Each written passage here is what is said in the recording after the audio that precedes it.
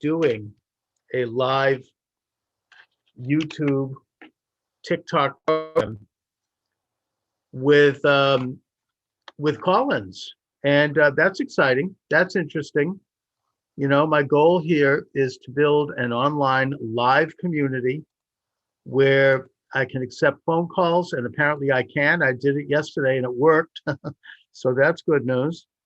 Um, and you're welcome to join the program. And it's just almost like a good old-fashioned radio talk show, except obviously we're doing this online. But you know, my goal this year is to build the program and develop an online program that you can basically listen to anywhere you are, whether if you have access to a laptop or a smartphone, which you obviously, I mean, 99.9% of us have. So, you know, I'm very happy and excited about launching this year. It's going to be Monday through Friday, 12 noon Eastern Standard Time, where I expect to be on the air for at least an hour, engaging either in commentary or inviting on guests. And I have a lot of interesting guests certainly coming up next week, including my good friend, Dr. Jerome Corsi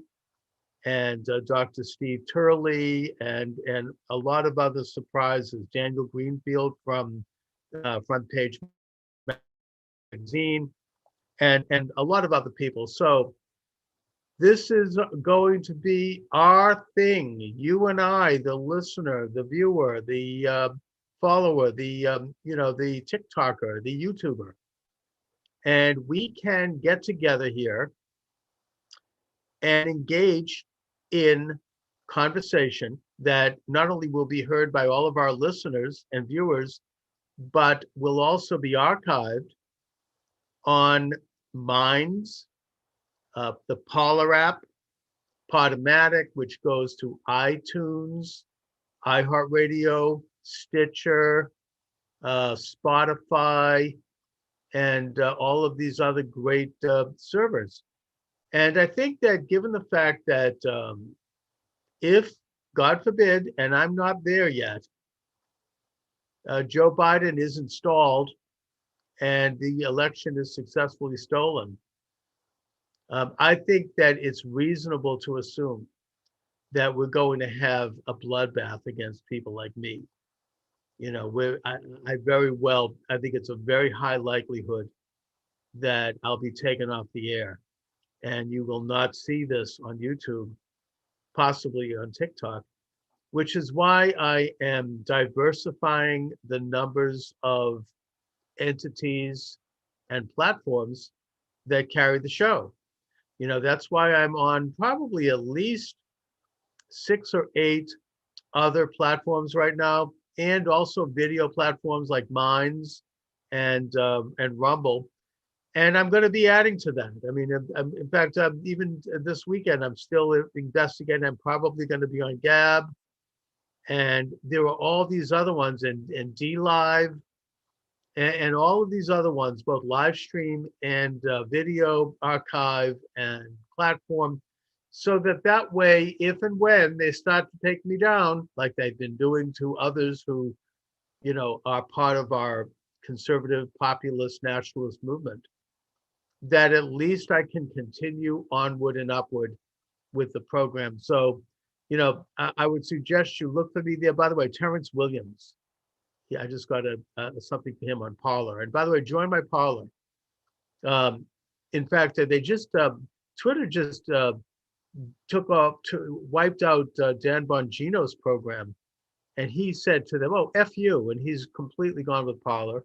President Trump is being censored. I mean, they suspended. Do you know that you talk about communistic events? They suspended his Twitter account, so he's now on Parler. I'm on Parler. You should be on Parler. Let's all go to Parler, as long as they're not, as long as they're still happening. And let's continue to expand our influence, our reach. You know, it's going to be like, it's like whack-a-mole. When they hit us down in one spot, we'll pop up on another and just continue to expand our reach. that's really going to be the only way to combat this, because this is what's going to be coming down the pike. And I believe, and if in fact they do install their government, and I'm not there yet, I'm not saying they're gonna, but it does look like the window is closing and the opportunity is growing for them.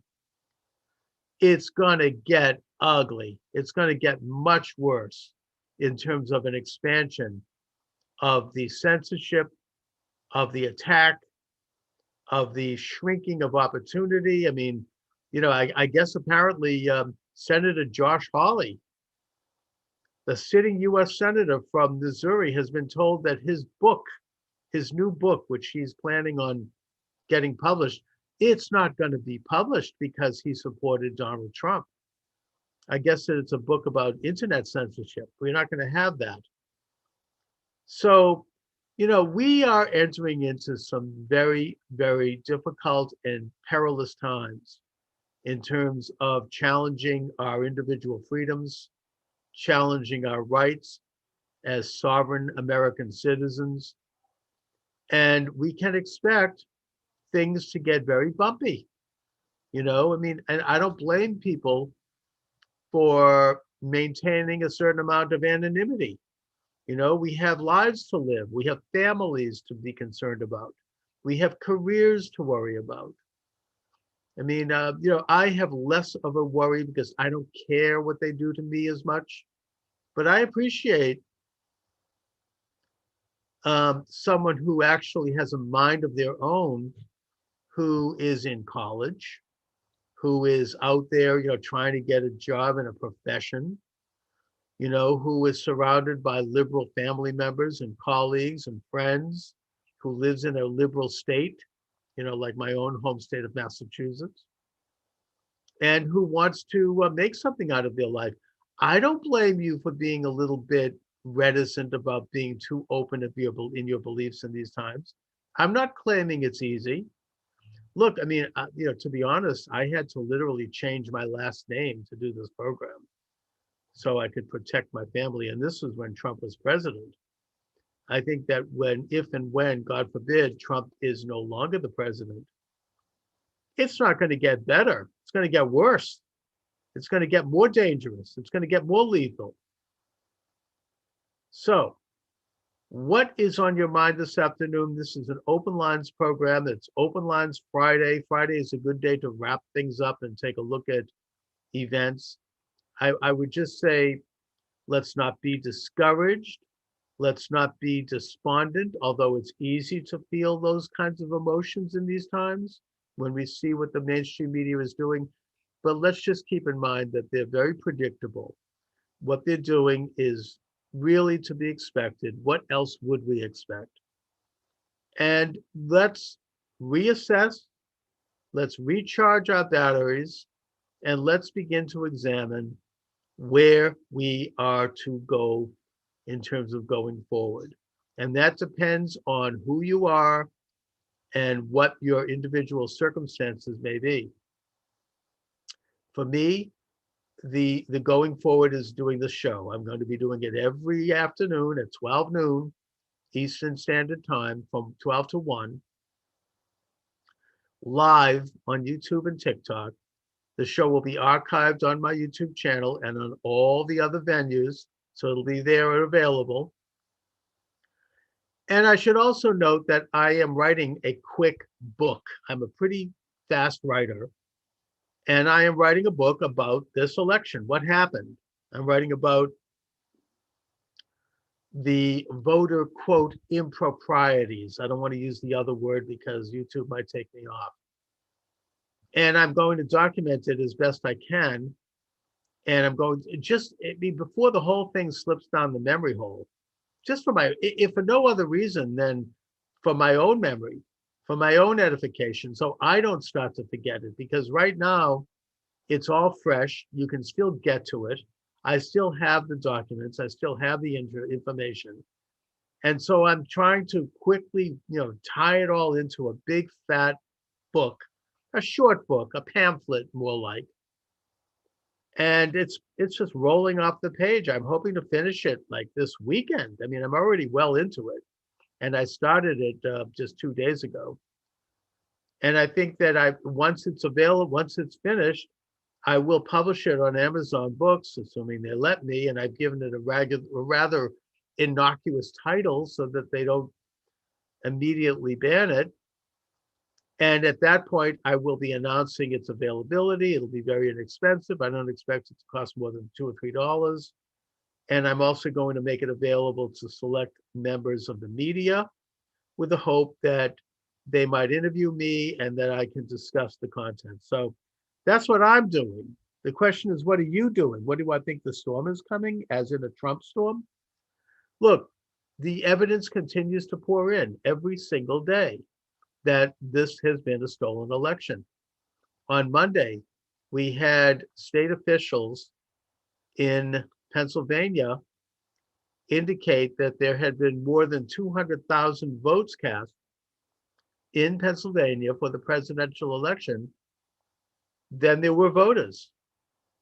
Today, there is information that indicates that Wisconsin is on the verge of decertifying their delegation. I don't know if it even matters at this point because, well, I'm going to talk about this in a minute, how they got this through. But nevertheless, it's not going to be over. It's not going to end. We have to continue to investigate this. I don't care if, God forbid, Biden is installed on January 20th, and it does look like that's probably going to happen. We have to continue to work to expose this impropriety, if you get my drift. We have to do it in any way we can.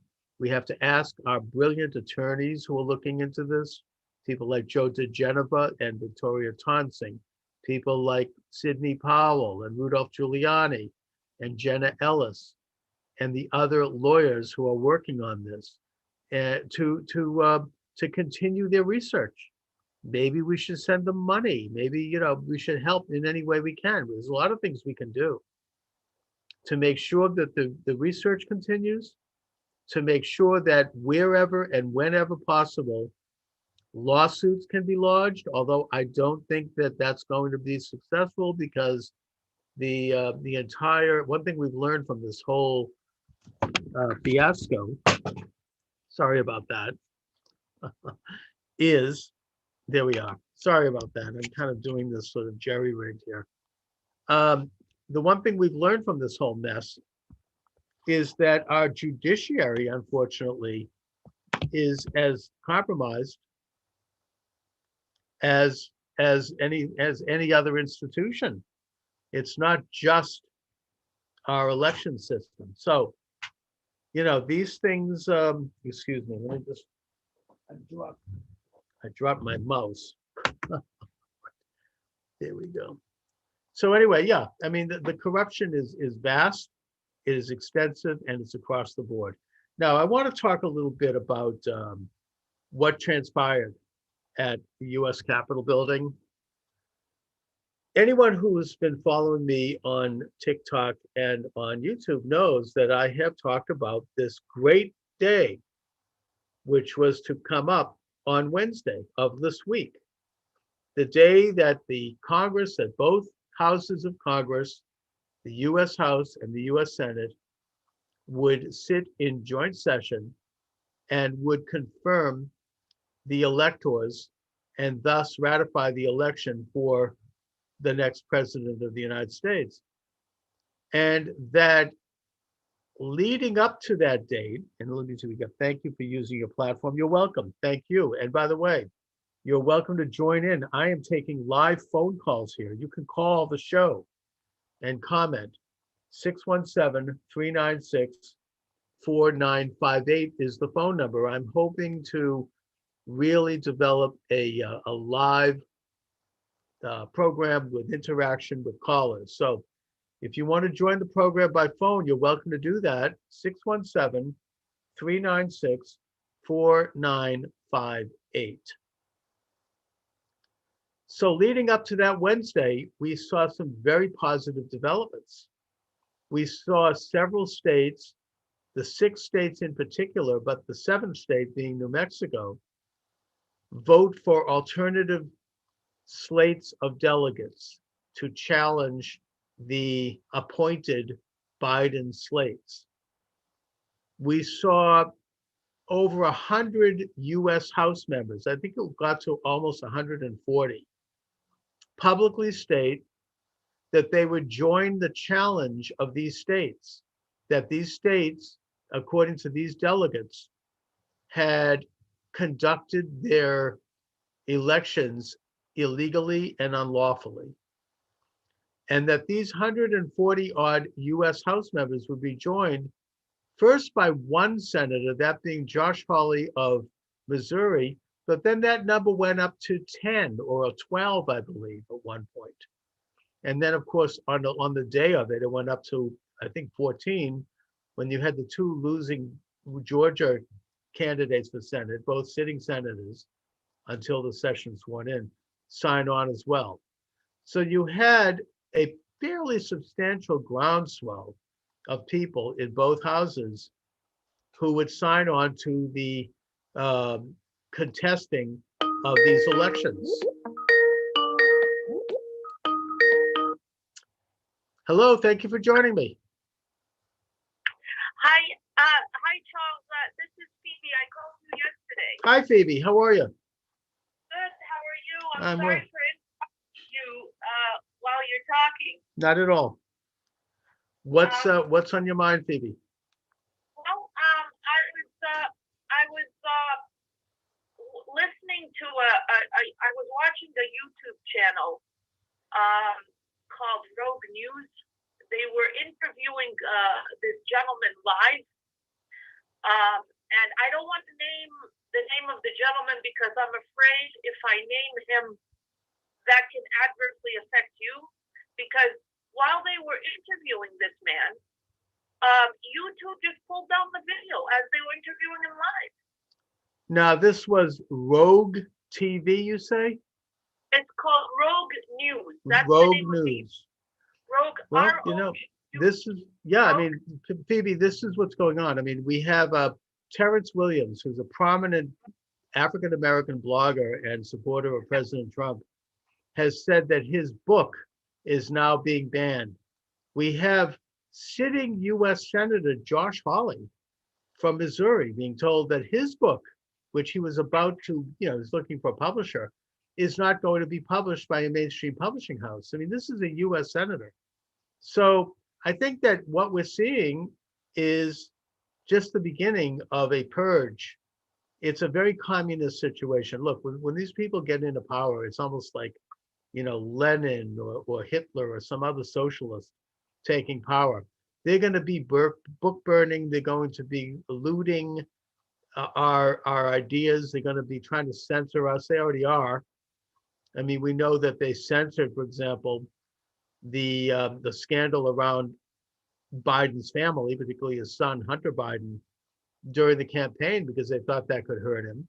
In fact, NPR actually came out flat out and said, we're not going to cover this. Can you imagine that? In a free country, they decide we're not going to cover a story that has to do with a presidential nominee.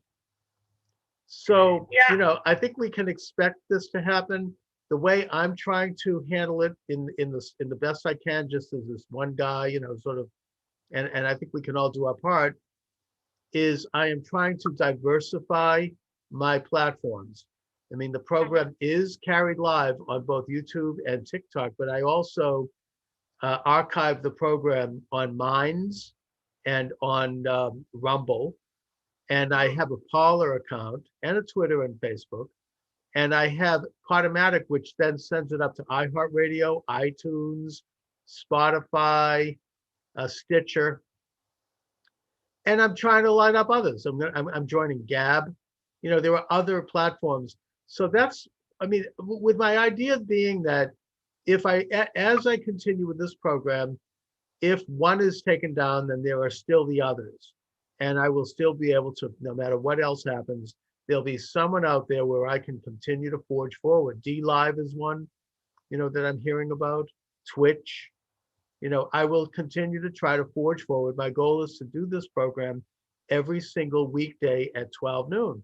And that's what I intend to try to do. So, but you're right to point this out. It is very, very concerning and scary out there. because my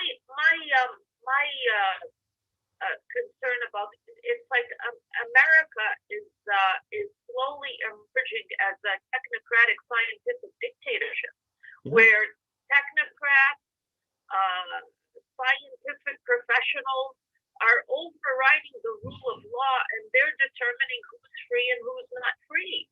And we, the public, is just given into this, and that's my major concern about all of this. Well, I mean, that's the central concern. I mean, they're going to decide. Look, if you take a look at the socialist, the dictionary definition of socialism before they changed it, by the way, if you look, you have to go to older dictionaries. Public ownership of the means of production, public ownership of the means of communication, public ownership of the means of distribution. Now, public ownership of the means of communication means just that. They decide what we hear, how we hear it, when we hear it, and the nature of it. And that's exactly what they're trying to do. And it's going to get very, very dangerous and very perilous as we enter into these times, if God forbid they do install this administration. So it ain't over yet, though, and there's going to be major opposition. If you believe, like I do, and I think the evidence is overwhelming, that Donald Trump won the election in a landslide, that means that there's a lot of people out there who are just like us, who are not going to be silenced.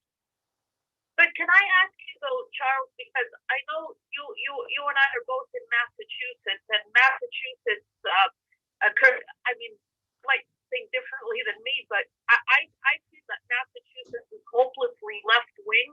How much of this voter fraud do you think has been in our state elections here in Massachusetts? Well, we know that Charlie Baker, under the guise of the emergency, the pandemic, which has been used as a means to. This is one of the ways they stole it. I mean, the means of governors and judges and bureaucrats moving in with fiat power and changing election laws without the approval of the state legislatures, which is unconstitutional. Article 2, Section 2 of the Constitution says that only legislators, state legislators, are to regulate election laws. In Massachusetts, they did like they did in the so-called battleground states. They papered the state with ballots. They opened up these drop boxes.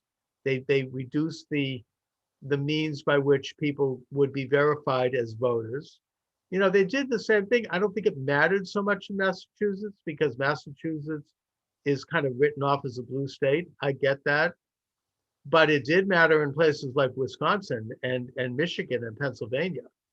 And also, I should note that in Massachusetts, even with all of this going on, and I don't think there was a major effort at ballot manipulation here, even though we have the Dominion voting machines here, nevertheless, Trump did better in Massachusetts than he did last time.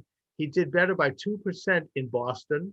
He did better by 10% or 8% in cities like Lawrence and Hanover and Holyoke and Fall River and New Bedford, because those cities have very large percentages of people of color, particularly Hispanics, where Donald Trump did very well.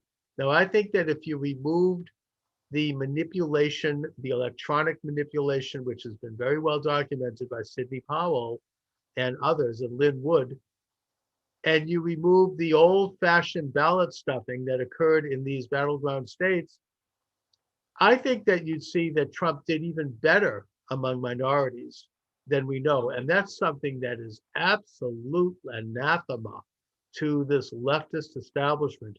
That is their entire raison d'etre, their entire calling card, is that those who disagree with them, those who don't genuflect in their direction, have something against people of color, which of course is a lie, and which is the biggest piece of propaganda since the Nazi propaganda against the Jews. I mean, I don't know what precinct you vote in, but when I voted, in the precinct that I voted in, they wouldn't. I volunteered to show them my license as an ID. They said, "Oh no, we don't need that." Yeah, the same thing's happened to me. You say, "Do you need ID?" But at least here in Massachusetts, I'll say this: they do check your address. I mean, when you walk into the polling place, you have to announce your name, and they look at a sheet of paper, and they check off your name on the page with your address.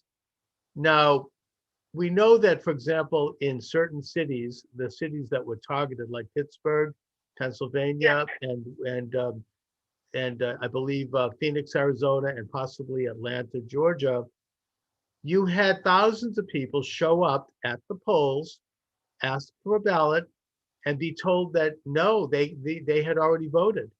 In other words, someone had voted for them already. And when they said no, sorry, you can't vote. You're going to have to take a provisional ballot, which means you can only vote for president, and which means it gets counted by who knows who later. The machines don't even process it. And several of the lawsuits that were brought that the left likes to say were dismissed and proved that there was no voter fraud. These lawsuits were brought by these people who said, no, I'm going to talk to a judge. I want my vote. Their vote was suppressed. And the judges just threw it out. They were like, oh, this isn't our jurisdiction. This isn't the right venue. You don't have standing here. And they never heard the evidence. That's the problem. That's why I say that our judiciary, both on the state and federal level, has been severely compromised and corrupted in this process. So, you have, all kinds of voter fraud. I think that in the end of the day, if it was taken away, you'll find that Trump not only won by a landslide, but he won all of the states in question. He probably won several other states, including Minnesota and New Hampshire, and maybe even California. And that the US House would be overwhelmingly Republican. I mean, Sidney Powell says that this Dominion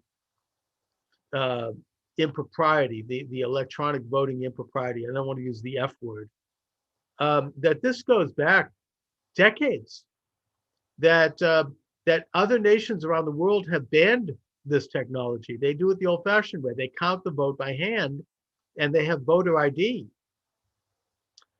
And that if this whole thing was able to blow open, and I believe it still will, and this is what they're trying to protect, then we're going to find out that there was the F word committed in elections probably going back to the 1990s. I mean, we might recall that in the election of 2012, Barack Obama, running against Mitt Romney, did so well in certain precincts, particularly in Detroit and Philadelphia, some of the same culprits now, that he got like 98, 99% of the vote. In some cases, maybe 105% of the vote. This was reported in the news after the fact. And the problem is that Mitt Romney didn't do a damn thing about it because Mitt Romney had no spine. And I think that's why Mitt Romney today is so bitter against Trump, because Trump has stood up. He has challenged it. And even if he doesn't make it, it has opened a can of worms, and that's not going to be closed. They are going to have, this will be investigated. We will get to the bottom of it. I believe that, because if we don't, we're never going to have another free election. Anyway, I yeah. agree. That's my fear too, Charles. Is like after seeing what happened in this past election, I'm starting to ponder. Like I've lived in Massachusetts my whole life, and I've always been conservative. I've never been a liberal. And knowing that this state is hopelessly liberal, I'm starting to question, is Massachusetts, given that we know all this voter fraud is going on, is it really as blue as we think it is? I think it's not. I think that Massachusetts has a long history of gerrymandering and, look, I mean, I can speak to this as somebody who ran for Congress myself back in 2004. It's very corrupt here, always has been, going way back. There's a machine that runs Boston, and that we probably are more red than they will admit. And even in that context, as I say, Trump did better this time. I mean, I think that, look, what can we do? What can we as citizens do? Should we bring lawsuits against Massachusetts and against our state? Maybe. Should we run for office? Yes, I am a very strong proponent of that, especially local office, because one of the things we've learned from this whole fiasco is that our state legislators have plenary responsibilities that they didn't realize they have. And those are in the US Constitution. And they have to do not just with election laws, but with all sorts of laws. And I think that if we have people run for state office, state rep, state senator who understand this, then we're going to really be able to change our system. We're going to be able to do what Donald Trump set out to do. And we're going to be able to begin to move toward furthering his movement, which is to reassert sovereign powers to the people and to remove them from these bureaucrats, because if state legislators start to exercise their power, that'll be huge. So I urge people to consider running for state rep and state senator. And it's not that difficult. But my other concern too, Charles, is that when a person runs for office, they have to choose between being a Republican or a Democrat. Not really. I mean, you can run as an independent. I did. Or you can simply, and usually on the state level, it's not. Look, the Republican Party in Massachusetts isn't worth a bucket of spit. I wouldn't pay any attention to them. They're as bad as the Democrats. I mean, they're a complete establishment group. You can look, if you run into like a local state rep district, that district is basically your community and maybe one or two other communities that are adjacent. It's not a huge place. You don't have to raise a lot of money. You can go out and knock on doors and just do it. I mean, if you're a retired person, if you're a teenager, if you're a student who has some extra time, if you have a housewife, if you have some extra time, you can do it and you can win. And you will get media coverage where you will get your issues across, whether they like them or not, and that will make change. This is how our system works. This is the democratic principle. And the late Tip O'Neill, U.S. House member, became Speaker of the House during Reagan's years. Regardless of whether we liked his politics, he did write a book where he talked about this. He talked about all politics is local, and he says that when he first ran for the House in Cambridge and in Somerville, he personally spent a whole year going around and knocking on just about every door in his district. And by the way, we all know that Tip O'Neill was a pretty big guy. I mean, he was heavy. I mean, he wasn't in the greatest of health, but he was able to do this. And that's why he won. And he was opposed by the Kennedy machine.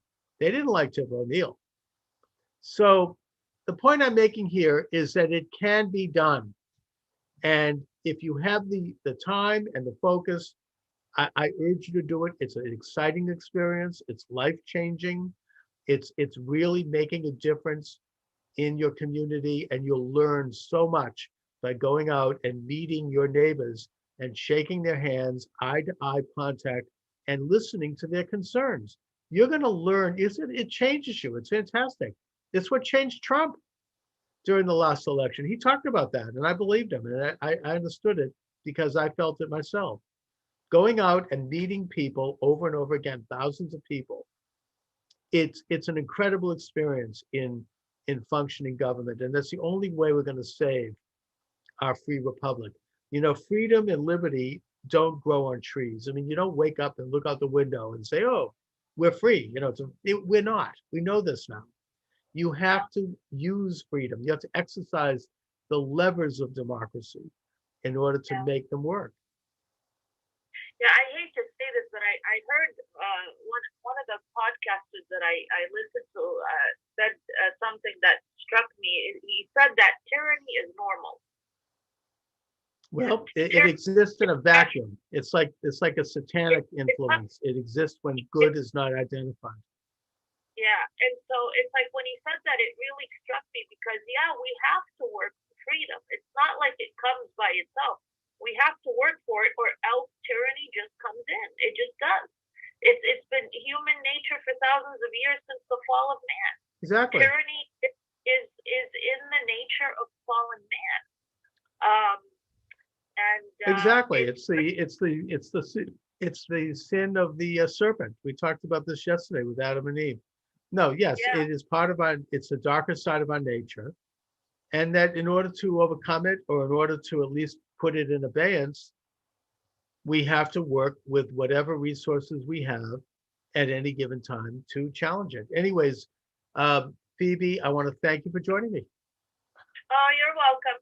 You're welcome. Have a good You one. might see a lot, but you're very welcome. Thanks I a hope lot. you get more callers. Yeah, me I hope too. you're sure- Oh, I hope I'm you get- hoping that's my goal, to get callers, to get people to join the conversation. And All right. thanks a lot, Phoebe. You're very welcome. Take care, Charles. You too. Take care. Bye-bye. Bye-bye. All right, and you're welcome to join the program. We're kind of doing an open lines program here. 617-396-4958 is the number. 617-396-4958. Let's see, I got a TikTok.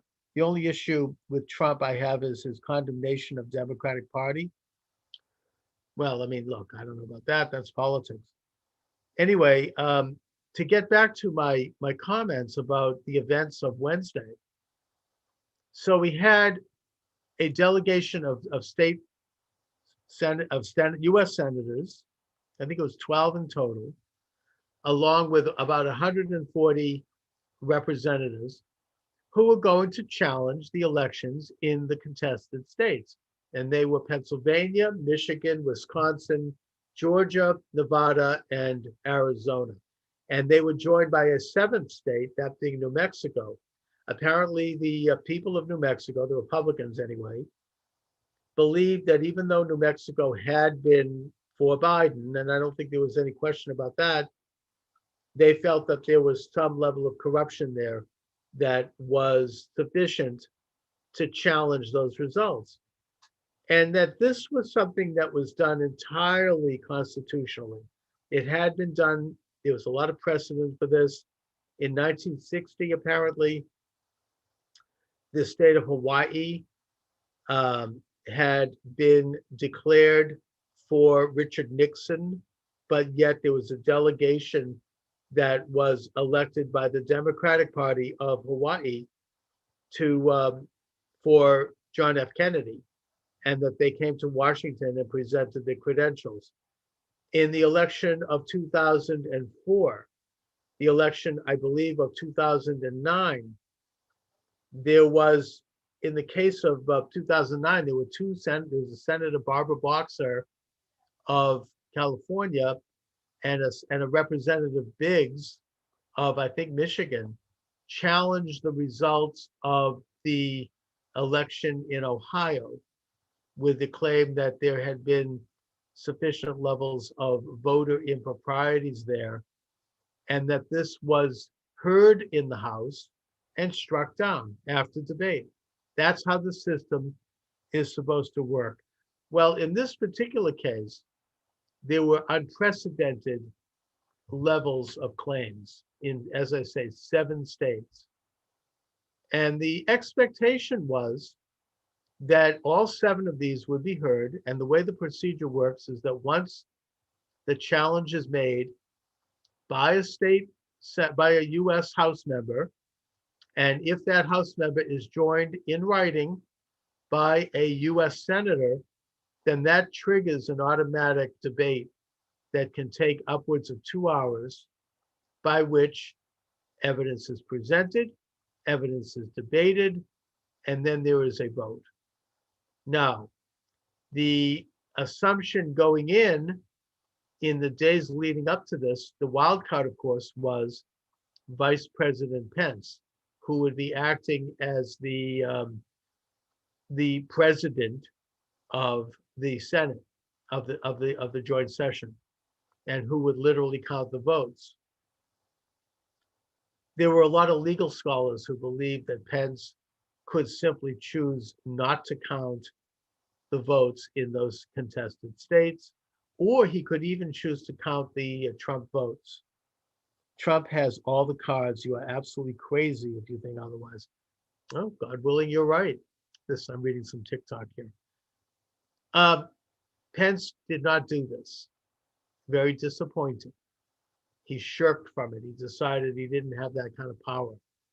Even though, the Constitution gives him what's called plenary power, absolute power to do it. He didn't have the guts to do it. I don't know what his motivation is. Maybe he never planned to do it. Maybe he's part of the deep state. We just don't know. We've never heard from him until now. It's very disappointing. But the fact is, he didn't do it. And, but nevertheless, the hearings went forward. And so the first state to be heard in terms of being contested was Arizona, because it's done alphabetically. And the Arizona case is a big one. I mean, they have huge improprieties in Maricopa County. I mean, we could go over it, and in fact, I'm going to try to document this in a book I'll be releasing hopefully next week. But it's pervasive. It's been around for a long time, and it was on full display in that state during that election. It was very, very bad. And thus you had the beginning of this presentation. You had a U.S. House member stand up from Arizona and begin to make this presentation. And it was devastating. I was watching it. I was actually doing some broadcasting at the time, so I didn't watch the whole thing. But it was being seen by the whole country. And it was not, it was moving. This was the one moment where finally there was an opportunity for the whole country to see, in a setting that would be incontrovertible, it would not be easy to hide from, that the improprieties, as I'd like to say, in Arizona was sufficient enough to have flipped that election, which was a hair's breadth difference. It was like 10,000 vote difference in an election where 3 million votes were cast. And just as things were getting underway, conveniently, what happened? All of a sudden, Antifa extremists burst into the US Capitol and disrupted the proceedings. And they began to, make a mockery. They began to, loot stuff. No, they didn't damage anything. I don't think there were anything burned. I mean, I didn't think they destroyed any property. But they came in and sufficiently disrupted the proceedings to the point where everything came to a stop, right? And everybody left. And then later that night, in the wee hours of the evening, they reconvened and they gavelled the thing through. Now, this to me really, really stinks. I mean, this is just, this is what we've come to. And I don't believe that this just happened. I don't think that these people overwhelmed the Capitol Police or the people that are protecting the U.S. Capitol.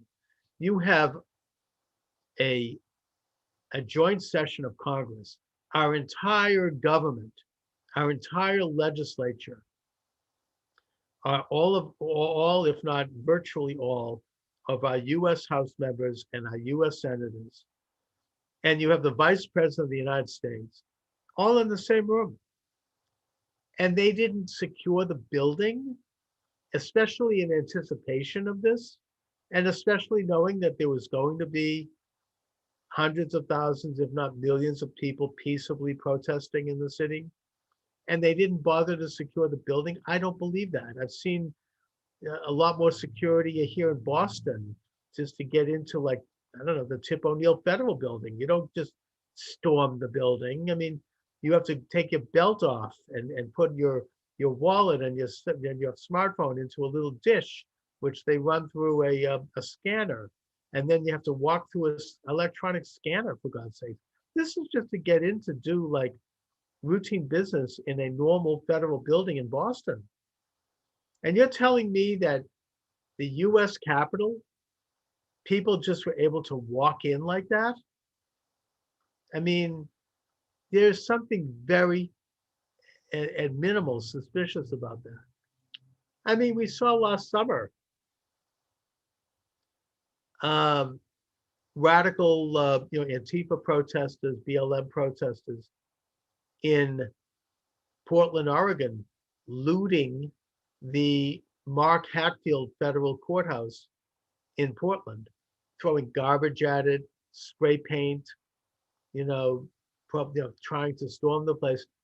And even though they did physical damage to the exterior, they didn't get anywhere near entering the building. That just wouldn't have happened. Anybody who tried would have been shot. I think it was a couple of years ago that one person tried to get into the U.S. Capitol building, and unfortunately, a security man was shot in the process of stopping him. The point I'm making is that it's so obvious that this couldn't have just happened, that it would have been very, very basic to secure that building. And even liberals admit this.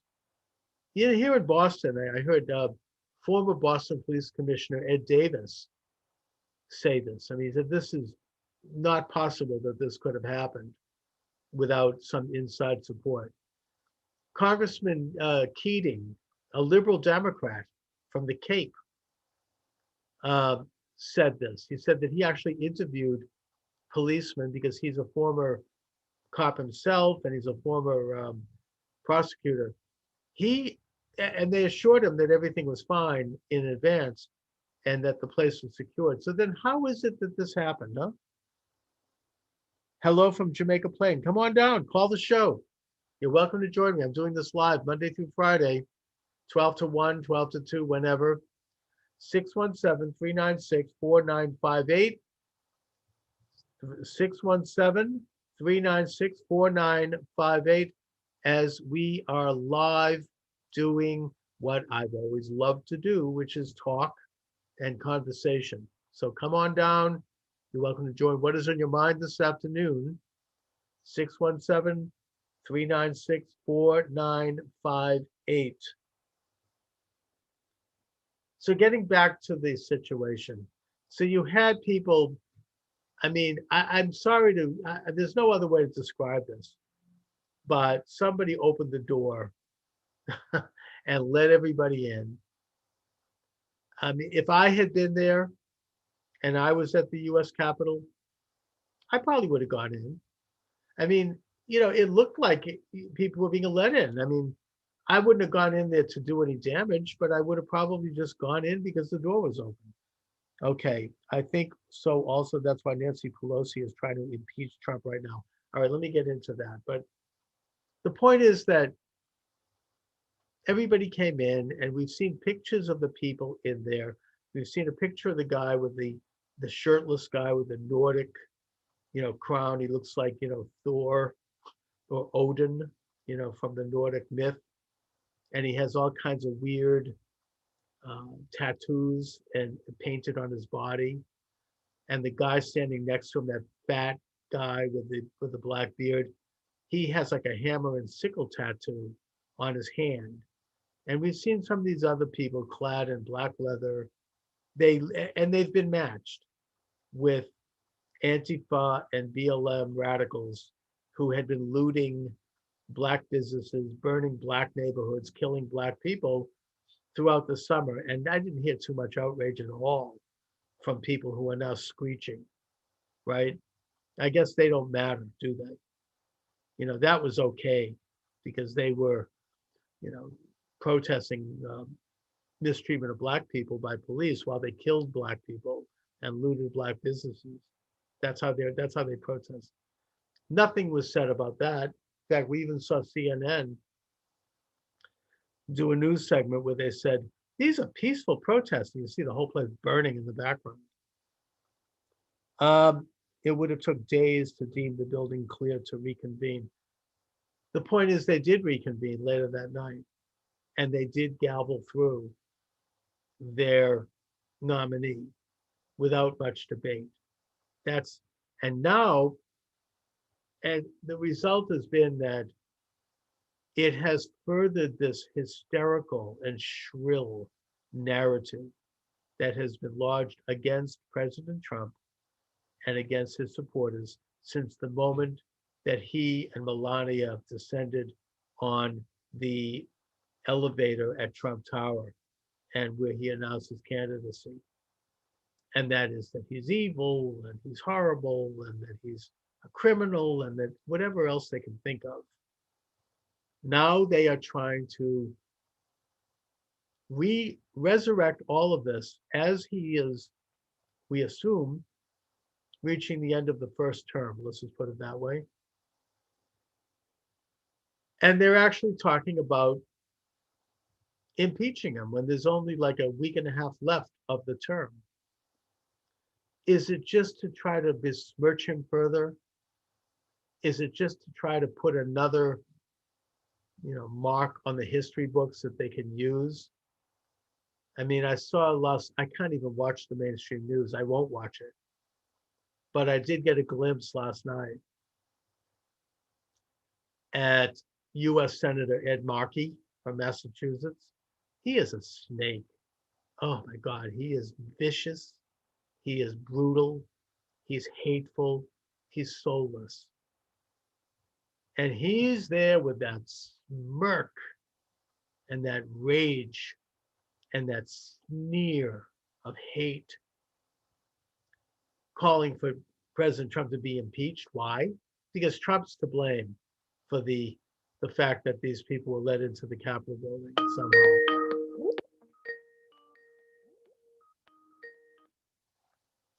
Hello, thanks for joining me. Hey, sir, how you doing? I'm well, thanks. Welcome aboard. All right. Yeah, I'm Brandon. I live Hi, in Brandon. St. Louis, and I'm retired military. So that whole fiasco really disturbed me the other day. Yes, indeed. And all my buddies, I still got some who are in the military. My daughter just got out last year, but all of my friends, and we was extremely disappointed, upset, and but I have some friends. Yeah. Really are, the deep end on all these conspiracies. Like, they can't understand that, just because you like something doesn't mean everybody else likes it, right? Like some people like a sandwich made a certain way. Some people might not like mayonnaise or mustard. But I have a very big concern about the direction that our country's going. And because if you look at what happened, how that building, those, whatever you want to call it, they never got close to that building. Well, let me ask you this, Brandon. You're a military man, and I thank you for your service to this country. And you've had training in security and in military operations. How is it possible that people just walked into the U.S. Capitol like that? I mean, we saw last summer federal buildings being assaulted by Antifa and BLM in various cities around the country where they looted Black businesses and burned Black neighborhoods, but they didn't get anywhere near federal buildings. Yeah. And we're talking here about the US Capitol, the most important federal building in America, with a full joint session of Congress in session with a vice president. And somehow they're able to walk in just like as if they're off the street. How did that happen, do you think? I would tell you, obviously, the higher up of that chain of command in that establishment of the Capitol Police. We know that a lot of law enforcement officers do support Donald Trump. And so obviously they didn't think nothing about it. But it seems to me like that the individual that had to resign, that if the FBI really does a real thorough investigation, I'm pretty sure it was some bias, meaning someone wanted that to happen, or either actually thought that maybe they could get up in there and and the vice president is Earth. You know, the second most Exactly. powerful man on planet Earth. No, exactly. I And mean, it's absolutely inconceivable that people would, especially that guy with the Nordic horns, and these oh, people that they're just walking into the U.S. lobby there and just strolling around. There was one guy that was sitting on the dais in the yeah, U.S. Senate. I mean, that just can't happen by accident. That's like there's something very, very peculiar about that. I mean, I don't know. I know that there was evidence that Antifa buses had arrived in Washington, and that the mayor of Washington knew about that. Where was the FBI? Where was security? Where was the Capitol Police? I believe that our political system has got so much into everyday talk that people treat it like they're a Yankees fan or a Red Sox fan. You know, Mm. and if you're a Yankees fan, you don't never want to believe that the Red Sox ever had a good baseball team. You know what I'm saying? Yes, And I do. I think you have your finger right on it, because the fact is that I think most Americans, unless you were born under a rock somewhere, understand that the election was stolen. And I think that a large percentage of people either don't care, or they have been so, stewed in Trump hatred from the daily dose from the propaganda, that they want this to happen. And then, of course, there are the conspirators who certainly don't want it to happen, because they pulled it off, if assuming they did. But it troubles me that there are so many Americans who don't care, or who want to see it happen, including particularly younger people, college age Americans, high school age. I mean, where are they? What's happened? well, I was talking to my buddy last night, and I'm like, you know, this generation now, including I'm 44. Mhm. You know, politics were very boring when I was a kid, but I remember, um, Desert Storm, and I Yes. remember Bush not getting reelected. And Mhm. I'll say probably the reason why he didn't get reelected was because you still had a lot of veterans alive, World War One and World War Two, and in Vietnam and the Korean War, Right. and they didn't want us, to deal with, put our Americans on the front lines for war and stuff like that. And I think that's why he didn't get reelected. And a lot of those people died; they're gone now, especially those World War One, World War Two, and those Korean War veterans. And then then in politics it got kind of popular with Clinton, playing the saxophone, being on MTV, and then we had a big war when Bush came in, and then politics got even more popular when Obama was in office. And I'm not talking about people's policies. I'm just saying people who had they was very charismatic or whatever. Mhm. And then you had the 24 news cycle, so it's everywhere. People can't run from it. Yeah. But in me, I am the guy in the middle. Okay, I got 5 children. 2 of them are very successful, and they're 22, my twins, and I got 3 in the house. And I don't know no more of a Christian woman than my wife. She loves Jesus Christ. That's her Lord and Savior. But there is something that it's just gotten to the point to where if you're a Republican, then you must be a racist, or if you're a black person, you must be on welfare, and you probably had 10 abortions. You know what I'm saying? And Right. and all these dog whistles for everything. If you see a guy that has a pickup truck or something, and you have this way, or someone who has 10 on the windows. And I just think that one, it's hard for us as humans to process all this information. It's I am very adamant about how the police treat the civilians of this country. That really bothers me. Yes. But like yesterday, it seemed to me that the leadership of the Capitol Police allowed that to happen because the guy was a big, Trump supporter, whatever, and he wanted the same results that Trump wanted. But people sit here and talk about the Constitution all the time, but they don't read it.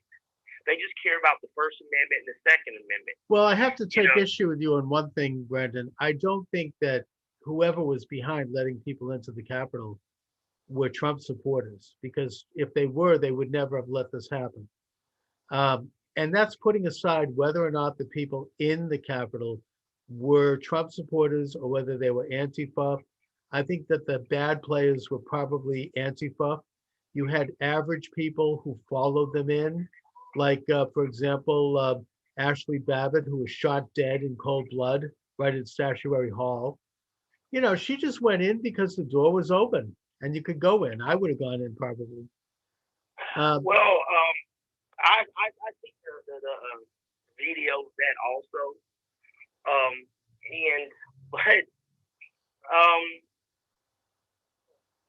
the police have the right to protect themselves. Well, the point is that they could have very easily sealed that building, just like they do any federal building in this country. This was not. Yes. There's no excuse for this, and the fact that they didn't do it says something about an agenda. I don't think it's a coincidence, for example, and I'm sorry if people think I'm putting a little tin hat on here and doing a conspiracy theory, but it just seems to me to be rather ironic that the minute that the Arizona delegation stepped up and they decided to present their evidence of voter impropriety, I don't want to use the F word because I could get banned at YouTube. The minute they started doing this, you had everybody bursting into the Capitol, and whole thing was brought to a stop. I don't think that's a coincidence. I'm sorry, but I think that we never got to hear the evidence. We didn't get to hear it in a courtroom because both the state and federal system had punted the ball. They didn't hear the evidence. They just dismissed these cases on technical grounds. So we have never had in this country a venue where the evidence can be heard. And that way, you have liberals and pro-Biden people say, well, there was never any evidence. We've never heard the evidence publicly. And the only legitimate venue by which the evidence should be heard is either in a courtroom or in the well of the US House of Representatives. And that's been denied us. Anyways, Brandon, listen, I really thank you for joining me. I really appreciate it. Please call again. Don't be a stranger. Tell your friends. I'm doing this every day at 12 noon. Thanks a lot, Brandon. All right. Thanks, man. Appreciate it. All right. You too. Okay. And we still have time for another call if you'd like to join us.